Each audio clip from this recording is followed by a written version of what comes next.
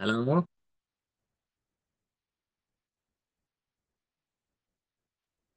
Hello. হ্যাঁ, hello. কি খবর আপনার? ভালো না। বেঁচে আছেন? আছি তো। পড়াশোনার কি খবর বলেন? এই যে বললাম, রাতে। আচ্ছা, আপনি যে তখন বলছিলেন ওই রিডিং এর কথাটা, এটা আমি সম্পূর্ণ বুঝি নাই। মানে 1 ঘন্টায় কি আপনি ফুল প্যাসেজ করছেন নাকি জাস্ট একটা প্যাসেজ করছেন? না না, সম্পূর্ণটা মানে প্রথমে হচ্ছে এই 1 নাম্বারটা করছি, মানে ভালো মতো। তারপরে হচ্ছে আমি ভাবলাম 2 আর 3-এর যেগুলা সহজ সেগুলো আগে করি, ফিল ইন দা আচ্ছা, গ্যাপ ঠিক তো আছে, সহজে বুঝতে বের পারছি। করা যায়। আপনার তাহলে টোটাল কয়টা হয়েছে? 18। 40-এর মধ্যে 18? আমি তো অ্যান্সারই বের করছি 20টার। মানে আপনি আনসার বের করছেন 20টা নাকি? হ্যাঁ। সময় নিছেন কতটুক? মানে 1 ঘন্টার 2 মিনিট কম, 3 মিনিট কম। এতে তো আপনার কোনো লাভ হবে না। আপনার একটা পেজের জন্য 20 মিনিট, 3টা পেজের জন্য 60 মিনিট। তা আপনি এই 60 মিনিটে যদি আপনি একটা পেসেজ সলভ করেন বা 20টা কোয়েশনের জন্য, তো 60 মিনিট সময় নষ্ট করা তো হলো একদম বোকামি। আপনি 60 মিনিটসে চেষ্টা করবেন ফুল 3টা প্যাসেজে সবগুলা কোয়েশ্চেন শেষ করার। ওইখানে দেখবেন আপনার 40টার মধ্যে কয়টা হচ্ছে। 40টার মধ্যে যদি 18টা হয়, তাহলে মনে করবেন যে ওইটাই আপনার বর্তমানের লেভেল। আবার অনেক সময় এরকম হয় যে এভারেজ আপনার 25টা 26টা করে হচ্ছে, কিন্তু হঠাৎ করে একটা কঠিন প্যাসেজ সেখানে আপনার 20টা বা আপনার 22টা হইলো, 18টা হইলো, এরকম হতে পারে। সেটা ভিন্ন কথা। কঠিন প্যাসেজ মানে অনেক সময় পড়ে যায়। এইখানে হচ্ছে আপনার ইয়া ছিল, অনেক বেশি এমসিকিউ ছিল, আর লিস্ট অফ যাই হেডিংস মানে থাকুক, আমি যেগুলো পারি ওগুলো এমসিকিউ ছিল না। থাকুক, লিস্ট অফ হেডিংস থাকুক, ফিল ইন দা গ্যাপস থাকুক, কিন্তু আপনি কখনোই ওই 1 ঘন্টা সময় নিয়ে 20টা প্রশ্নের জন্য সময় ব্যয় করবেন না। আপনি যদি আপনার স্কিল ডেভেলপ করতে চান, তখন ওই যে সিরিয়ালি আপনি খাতার মধ্যে লিখবেন যে 1 2 3 4 এভাবে লিখে লিখে, যে আপনি প্রথম থেকে লিখলেন যে লিস্ট অফ হেডিংস এ আপনার সমস্যা, তারপর 2 নাম্বার লিখলেন কি যে এমসিকিউ আমার সমস্যা। তখন ওই লিস্ট অফ হেডিংস নিয়ে আপনি কাজ করলেন 5 দিন। এটা আপনাকে আমি শুরু থেকেই বলে আসতেছি। 5 দিনে আপনি ধরেন যে 50টা লিস্ট অফ হেডিংস করলেন, কেমব্রিজের আপনার 6 7টা বই থেকে, তাহলে আপনার লিস্ট অফ হেডিংস এর সমস্যা সমাধান হবে। তারপরে আপনি এমসিকিউ নিয়ে কাজ করবেন। তারপরে আপনি ফিল ইন দা গ্যাপস বা ম্যাচিং, যেটাই থাকুক না কেন, বা ট্রু ফলস নট গিভেন, এভাবে আপনি স্কিল ডেভেলপ করেন। কিন্তু কখনোই একটা ফুল প্যাসেজের 20টা কোয়েশ্চেনের জন্য 1 ঘন্টা সময় ব্যয় করবেন না। আপনি প্রয়োজনে যে লিস্ট অফ হেডিংস এর জন্য 5 ঘন্টা সময় ব্যয় করেন, কোনো সমস্যা নাই, তাতে আপনার স্কিল ডেভেলপ হবে। 5 আওয়ার্স দেন, দেন কোনো সমস্যা নাই। এমসিকিউ এর জন্য আপনি 10 আওয়ার্স ব্যয় করেন, যে 10 ঘন্টা সময় দিয়ে আমি এমসিকিউ এ বস হয়েছি, তাহলে আপনার একটা মানে বেনিফিট হবে। কিন্তু কখনোই যে 1 ঘন্টা সময় দিয়ে 20টা কোয়েশ্চেন সলভ করবেন না, তাহলে আপনার কোনো ইমপ্রুভ হবে না। এটা মাথায় রাখবেন। একটা প্যাসেজ 20 মিনিটের জন্য, সেটা 20 মিনিটে কয়টা হয় সেটা দেখেন। আর আপনি যদি স্কিল ডেভেলপ করতে চান যে এই এই ধরনের প্রশ্ন আসে, এইটাতে আমার দুর্বলতা আছে, এটা আমার মানে সমাধান করতে হবে, তখন আপনি ওই ধরনের প্রশ্ন মানে সলভ করেন। যে কেমব্রিজ 15 থেকে 20 যতগুলা লিস্ট অফ হেডিংস আছে সবগুলা আমি সলভ করব, দেখি আমি এগুলাতে ভালো করতে পারি কিনা। সেম ভাবে এমসিকিউ নিয়ে কাজ করেন।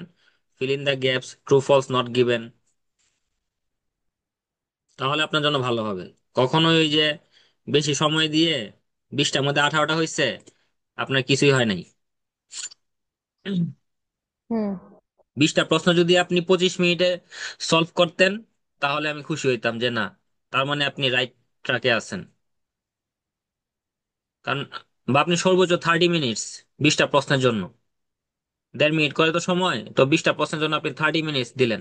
কিন্তু এই যে 57 56 মিনিটস, এটা টু মাচ। এটাতে আপনার কোনো ইমপ্রুভ হবে না। আপনি আপনার স্কিল ডেভেলপ করেন, কোয়েশ্চেন টাইপ ধরে ধরে আপনি প্র্যাকটিস করেন যে আমি আগামী 10 দিন লিস্ট অফ হেডিংস নিয়ে কাজ করব। তারপরে 10 দিন আমি আমার এমসিকিউ নিয়ে কাজ করব।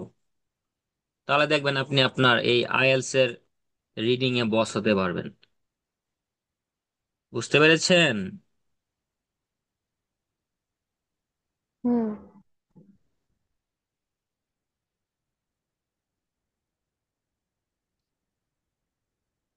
তারপর বলেন বাকি কি অবস্থা। রাইটিং পরে কয়টা লেখছেন? আরো লেখছেন রাইটিং? এমনি না, এই ওইভাবে লিখি নাই, মানে এমনি স্যাম্পল আনসার বইরা পরে লিখছিলাম।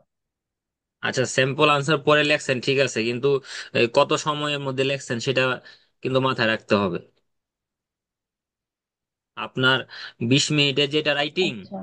সেটা হয়তো বা আপনি 25 মিনিটস নিতে পারেন, কিন্তু কখনো যেন 30 মিনিটস না হয় যে এইদিকে আমি 25 মিনিটস নিলাম, ওইদিকে আমি 35 মিনিটস নিলাম, আমার 1 ঘন্টা হয়ে গেল।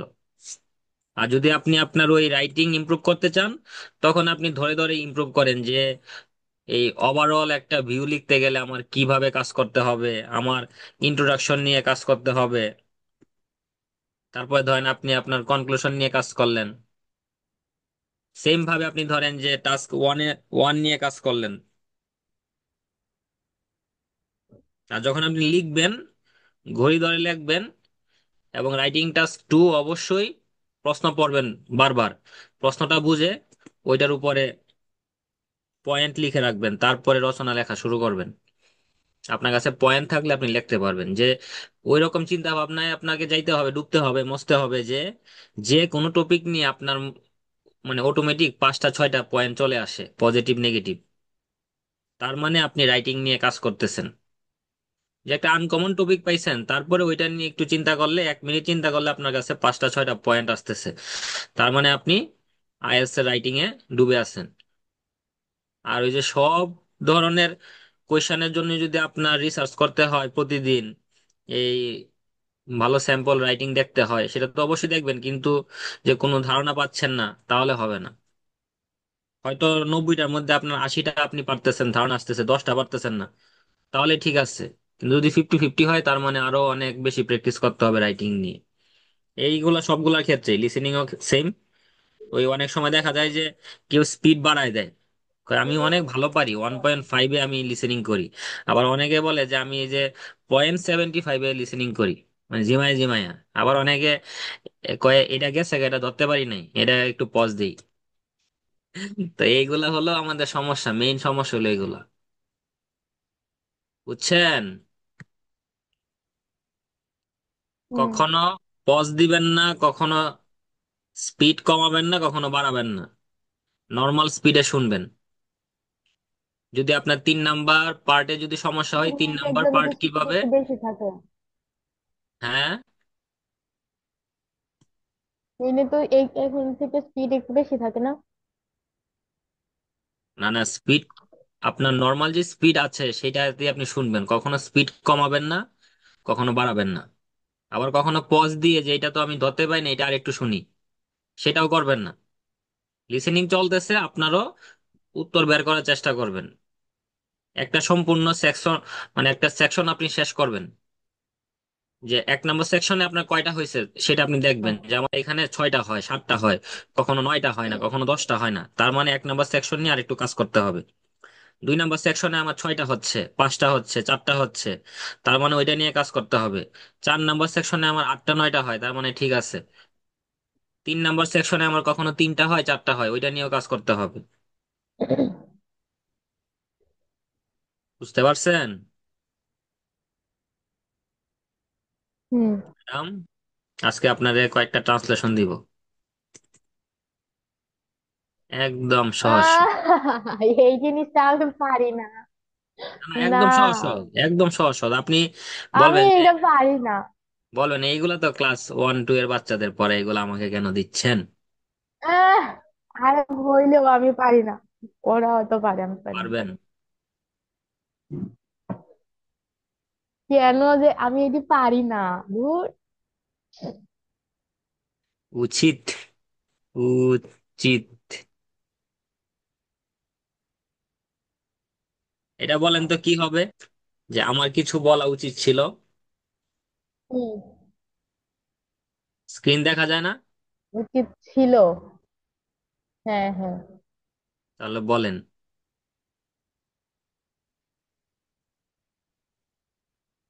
I should say something. I না, আমার কিছু বলা উচিত। Should say something.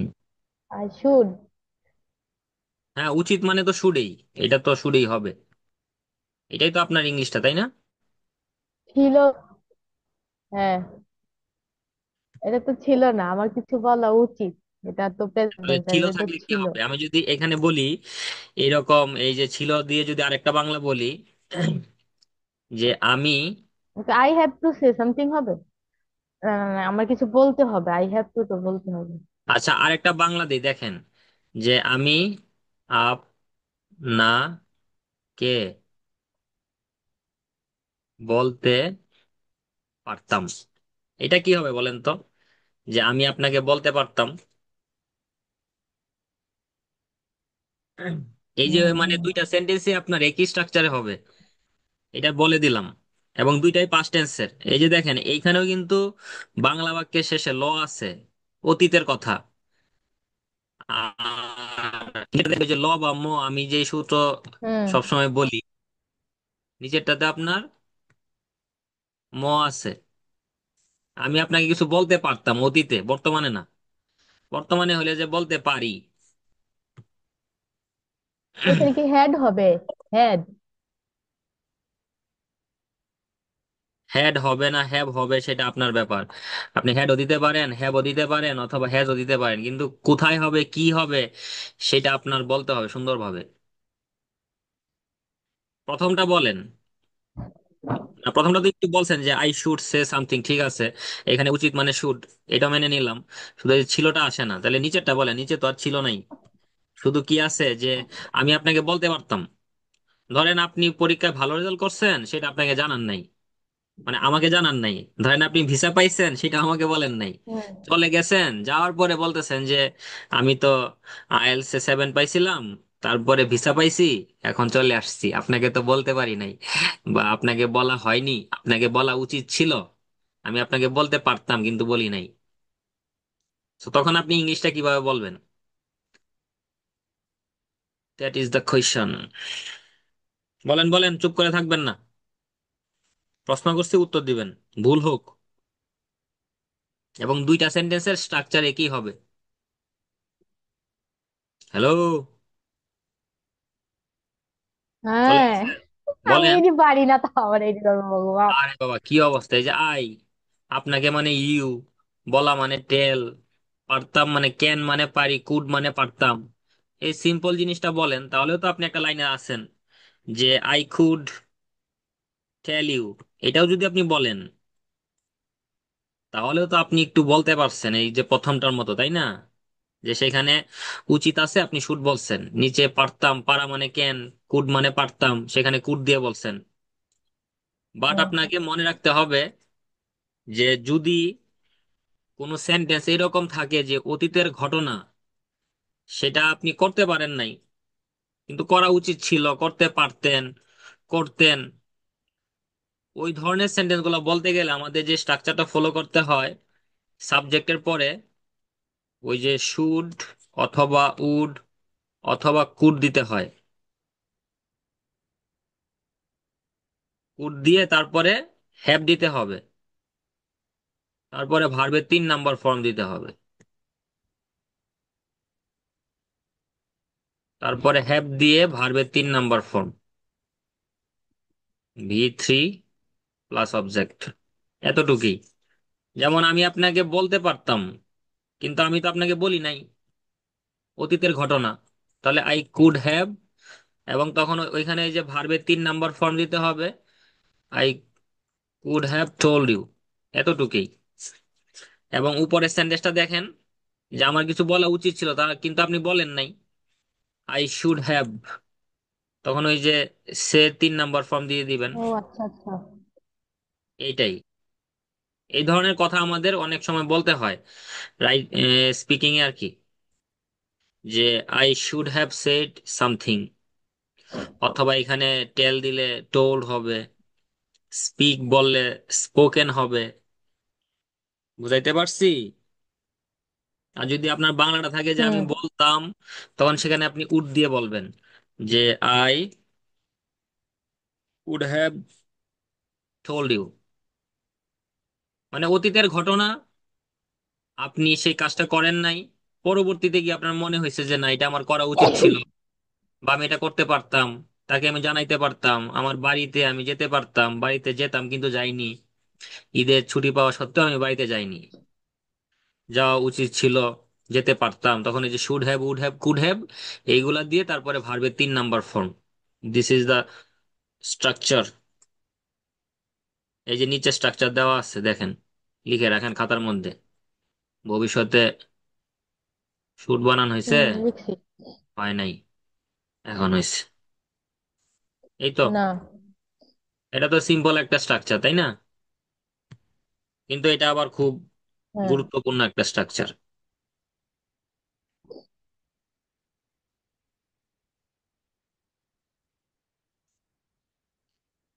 আর একটা সেন্টেন্স জিজ্ঞাসা করি, দেখি পারেন কিনা। আমি আর সেখানে যাব না,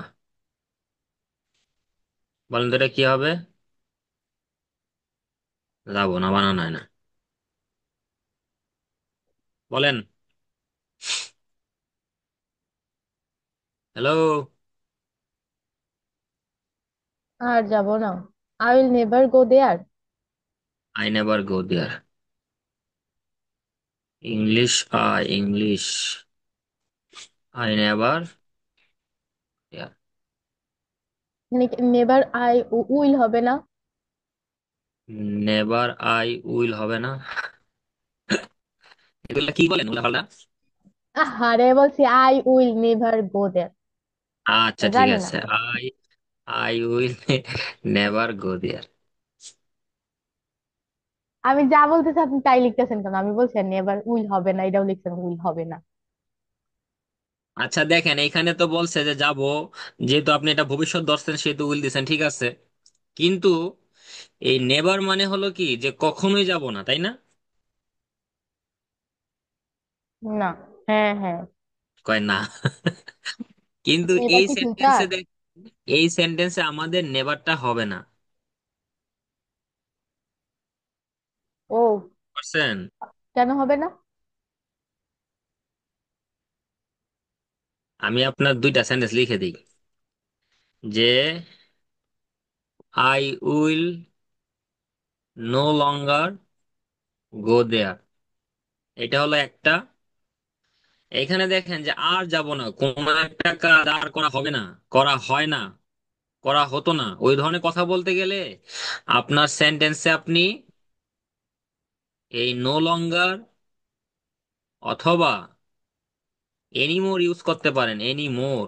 কিন্তু সেটা সবার শেষে দিতে হবে আর কি। যদি এটাকে আপনি এনিমোর দিয়ে বলেন, তাহলে বলতে হবে যে I won't go there anymore, আমি আর সেখানে কখনো যাব না, আমি আর সেখানে যাব না, আর যাব না।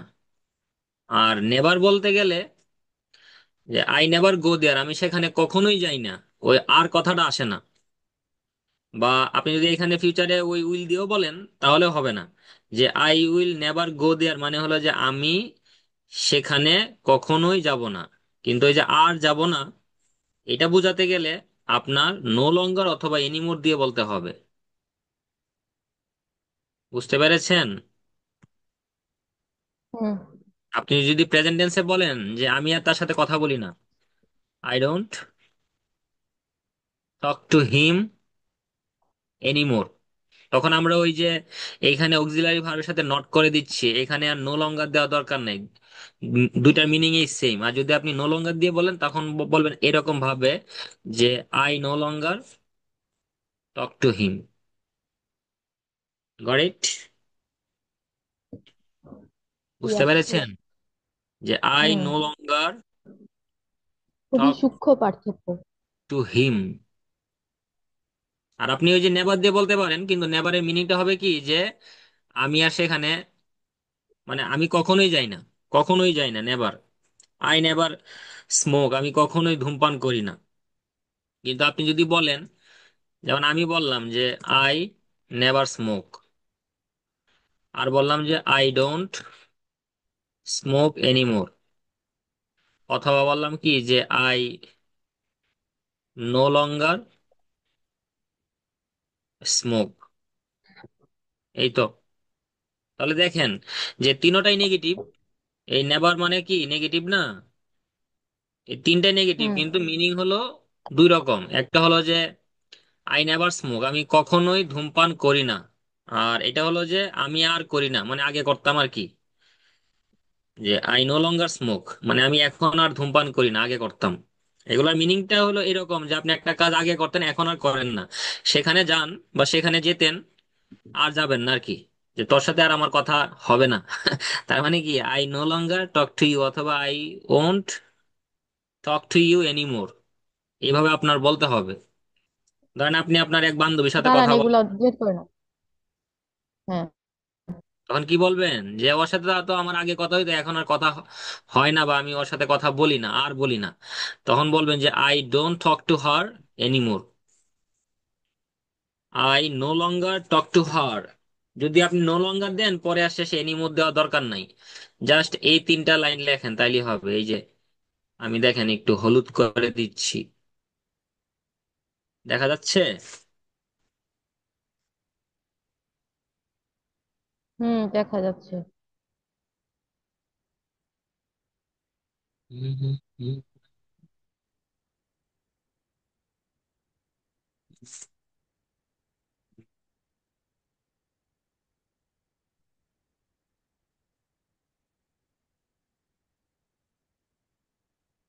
হুম, হুম, হুম, হুম, হুম, হুম, হুম, হুম, হুম। লিখেছেন? হ্যাঁ। এগুলো তো একদম সহজ জিনিস, এগুলা স্পিকিং এ অনেক কাজে দিবে আর কি, ভবিষ্যতে যখন স্পিকিং করবেন। অল টাইম ইংলিশ, বুঝতে পেরেছেন? আরেকটা সেন্টেন্স লেখেন, বা বলেন আর কি, মেইন তো হলো বলা। যে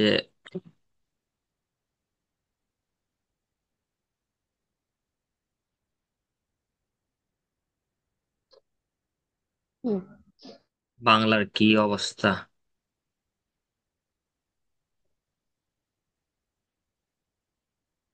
আপনি আবার কখন আসবেন?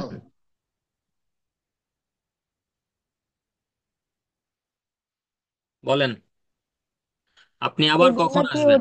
ওই ইয়াটাতে আছে? কোনটা? রেমন এন্ড মরফির বইয়ের মধ্যে আছে কোন বইয়ে? এগুলা? ওই যে ইয়ার, ওই যে গ্রামার বইটা, এসেনশিয়াল কি এটা, ওইটার হ্যাঁ মধ্যে আছে আছে। তো। এসেনশিয়াল ইংলিশ গ্রামারে আপনার কই, আমি তো শুরু পাইনি। শুরু থেকে শেষ পর্যন্ত করলে সবই পাবেন। আচ্ছা যাই হোক, এখন এটা বলার চেষ্টা করেন যে আপনি আবার কখন আসবেন। এটাই আপনার আজকের লাস্ট সেন্টেন্স। তারপরে আমি ঘুমায় যাব, আপনি জেগে জেগে স্বপ্ন দেখবেন। বলেন। যে আপনি আবার কখন আসবেন, বলেন, তাড়াতাড়ি বলেন। কি হবে এটা? সময় নষ্ট করবেন না, শুনেন, আপনাকে যেটা জিজ্ঞাসা করা হবে সাথে সাথে বলবেন, মাথায় যেটা আসে সেটা বলে বলে ফেলবেন, তাহলে আপনার জন্য ভালো হবে। তখন মানে এটার মানে হলো কি যে আপনার প্রথম চিন্তা যেটা আসে সেটা আপনি সঠিক জানেন। আর 10 ঘন্টা পরে বলা মানে কি আপনি অনেক গবেষণা করলেন। এত গবেষণা তো সময় পাবেন না কারোর সাথে কথা বলতে গেলে বা কোনো কিছু লিখতে গেলে, এত সময় তো নাই। সো ইনস্ট্যান্ট মাথায় যেটা আসে ওইটাই আপনার লেভেল। এখন আপনি যদি এখানে একটা ভুলও করেন, তার মানে ওইটাই আপনার লেভেল, ওইটাকে আপনার ঠিক করতে হবে। তো আপনি বলেন যে আপনি আবার কখন আসবেন, এটা যদি কাউকে জিজ্ঞাসা করতে চান, প্রশ্ন করেন, তখন আপনার প্রশ্নটা কেমন হবে?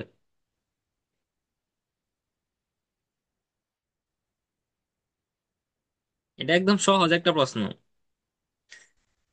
আমি আসলে দিতে চাচ্ছিলাম বলেন, অন্যরকম আমি একটা। পারতেছি না।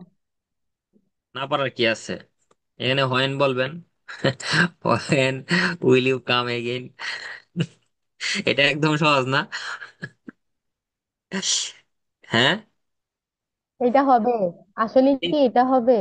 এটাই তো, আপনি আবার কখন আসবেন, এটাই তো। When will you come again. Ah, নিশ্চিত এটা হবে না, এটা হলে তো আমি এটাই কইতাম। এটাই এটাই। তারপর আসলে দেখেন, হ্যাঁ আসলেই। তাহলে আরেকটা সেন্টেন্স বলেন যে আমি আপনাকে আর কিভাবে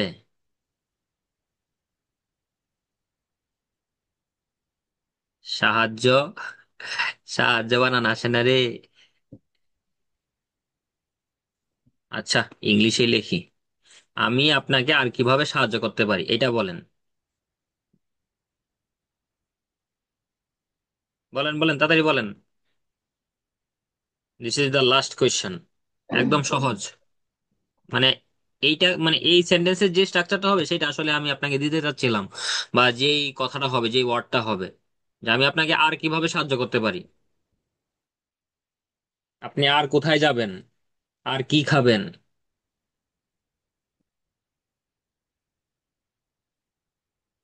বলেন।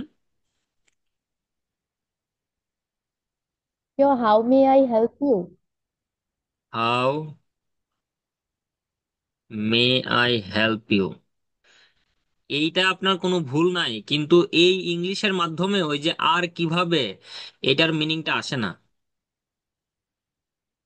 সেটার মিনিংটা আনতে হ্যাঁ, হলে ওই যে আর কিভাবে, আর কখন, আর কেন, আর কোথায় যাবেন, সেটা বলতে গেলে ওই যে এলস কথাটা আনতে হয়, এলস। তখন আপনাকে বলতে হয় কি, যে হাউ এলস। বুঝতে পেরেছেন? ওয়ার এলস, আপনি আর কোথায় যাবেন, আমরা বলি না যে where else will you go. আপনি আর কোথায় যাবেন, শুধু ওই যে অক্সিলারি, আপনি ডাব্লিউএস ওয়ার্ড গুলোর সাথে এলস যুক্ত করবেন, যে আমি আপনাকে আর কিভাবে সাহায্য করতে পারি, হাউ এলস ক্যান অথবা মে আই হেল্প ইউ। বুঝতে পারছেন? এবার লাল দাগ আসে কেন? ওকে। ছোট হাতের হবে। যা, দিলাম ছোট হাত।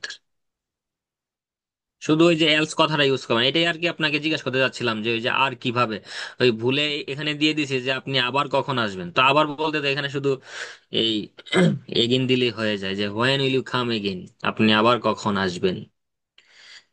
বুঝাইতে পারছি? এগুলা হ্যাঁ, সহজ জিনিস, এগুলা বারবার বলবেন, প্র্যাকটিস করবেন, you have to practice, practice makes কিন্তু এ ম্যান এখানে তো পারফেক্ট। খুবই সূক্ষ্ম সূক্ষ্ম পার্থক্য। কোনটায়? এই এটাতে? যে আর আর কথাটার মেনশন করতেই হবে। হুম। হুম, এইখানে সবগুলাতেই তো।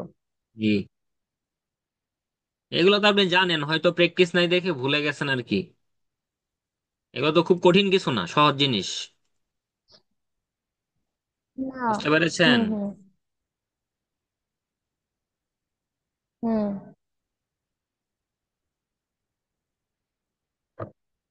ঠিক আছে, ঘুমান এখন। আপনি শুনেন, আপনাকে একটা ভালো কথা বলি, ভালো কথাটা হলো যে আপনি, টিচিং করবেন না? হ্যাঁ হ্যাঁ, হ্যাঁ, বলুন। ভালো কথাটা হলো যে ওই যে বেশি রাত না জেগে আপনি তাড়াতাড়ি ঘুমায় যাবেন, তাড়াতাড়ি উঠে পড়বেন, উঠে তারপরে আপনি পড়াশোনা করেন।